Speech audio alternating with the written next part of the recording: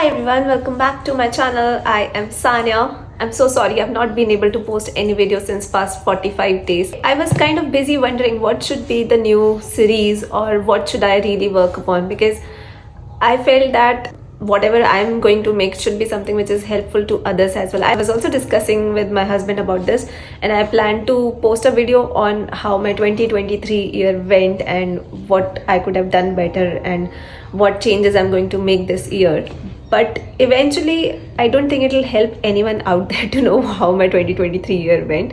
So I decided to go with a topic which might help a lot of people out there, and it really helped me as well. So since the beginning of this year, I was thinking about picking up one habit and sticking to that, which was reading Bhagavad Gita every day. So I thought I should go ahead and make videos on whatever I learned every day from this book. This Bhagavad Gita, for which the commentary is given by Swami Mukundananda, and I really love this person. I'm just trying to understand what he's explaining in his book, and the way he has explained everything is really amazing. So that's why we will stick to this book for this year. At the starting of this book, Swami Mukundananda has explained certain keywords which are being used throughout the book, and he has made it very easy for us to understand what each term means. So he has started this explanation by first word, which is God, we call Bhagavan. Now he says that in Vedic scriptures, including Bhagavad Gita, God refers to one supreme entity. He is all-powerful, all-knowing and omnipresent. He is the creator, maintainer and dissolver of the creation. He possesses innumerable contradictory attributes at the same time. Thus, he is near and yet far. He is big yet small, formless and yet possessing a form, without qualities and yet possesses innumerable qualities. It means that we can't really define God in words. And what he says is people approach supreme entity in three ways. Now, it is possible that you pray your God could be in the way of formless entity, that you close your eyes and you just imagine nothing. There are people who meditate on formless divine. Then there are people who really visualize their God in terms of Paramatma. What does Paramatma mean? Others choose to worship him as the Paramatma who is seated within the hearts of living beings. Yet others seek to worship him in his personal form as Bhagavan. Now all these three, Bhagavan, Brahman, Paramatma, they are different aspects of the ultimate being. Occasionally, out of his causeless grace, God descends upon the earth and engages in divine pastimes to uplift the souls. Such descension is called as avatars. We all know about Bhagwan, Ram and Shri Krishna. They both are avatars of one supreme divine personality. Now we will talk about what is soul or Atma as per Bhagavad Gita, and how Swami Mukundananda has described in his book. The individual soul is a tiny fragmental part of God. Now, we all say we all have souls inside our bodies, and this is just a physical body. We all have souls which are driving this body, and once the soul goes, our body becomes dead. So that thing which causes it to be alive is called soul. So what he says is the individual soul is a tiny fragmental part of God. Now everyone has soul which is coming from God. Our souls are a tiny fragmental part of God.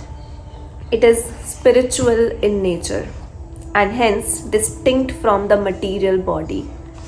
The presence of the soul imparts consciousness to the body, which is made from insentient matter.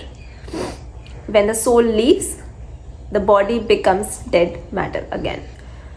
According to the Vedic understanding, the soul is without beginning or end.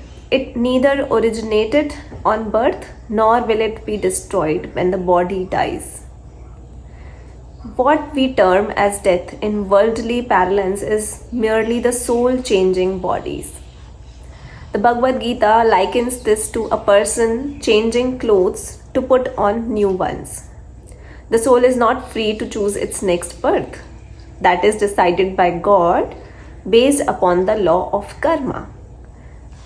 Now, why has the material energy, Maya, enveloped us in the first place? Now, this is a very interesting question which everyone asks, right?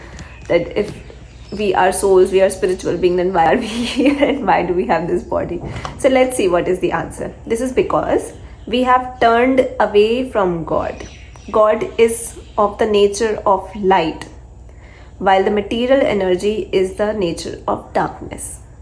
One who turns away from light is naturally overcome by darkness. Likewise, the souls who have turned their backs towards him have been covered by material energy. An understanding of the Vedic terminology regarding the word Atma will be helpful.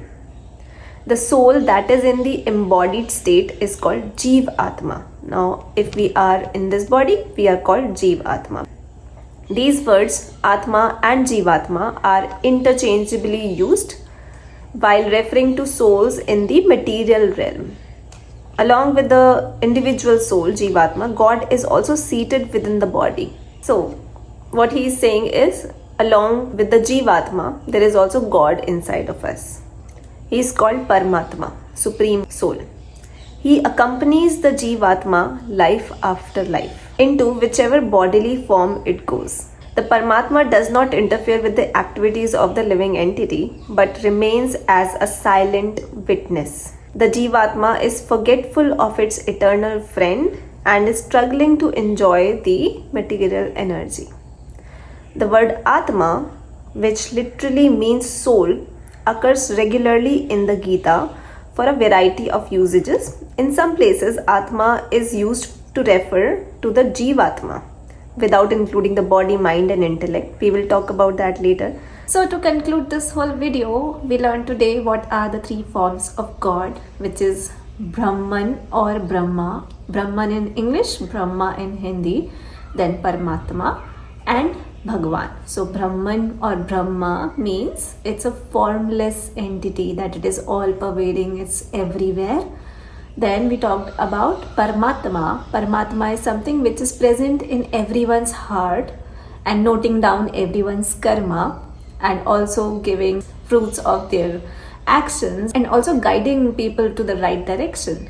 Then there is Bhagwan, like avatars, which are the personal identity of God, like Lord Krishna, Lord Ram. And the next thing that we learned about was what is Atma. Atma is a very tiny, teeny part of the Supreme Being. And why are we here covered with ignorance or with the material energies? Because when we turn away from light, we get covered in darkness and we may have gotten away from God. And then when we talk about soul, what is the meaning of soul is what we understood, that everyone has soul which is a part of God itself. And why are we covered in this material body and we are in this material world? And what is Maya? So Maya is made up of two root words, which is Ma means no, Ya means this is.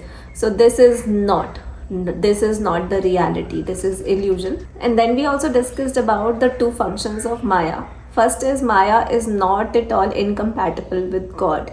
It is a part of God. Maya is created by God itself. Second thing it does is it keeps the body or keeps the soul attached to the material world, so that we are in this cycle, we remain in the cycle of life and death till the time we have reached the perfection and we become one with the Brahman. So that's it for today's video and I'll see you next time.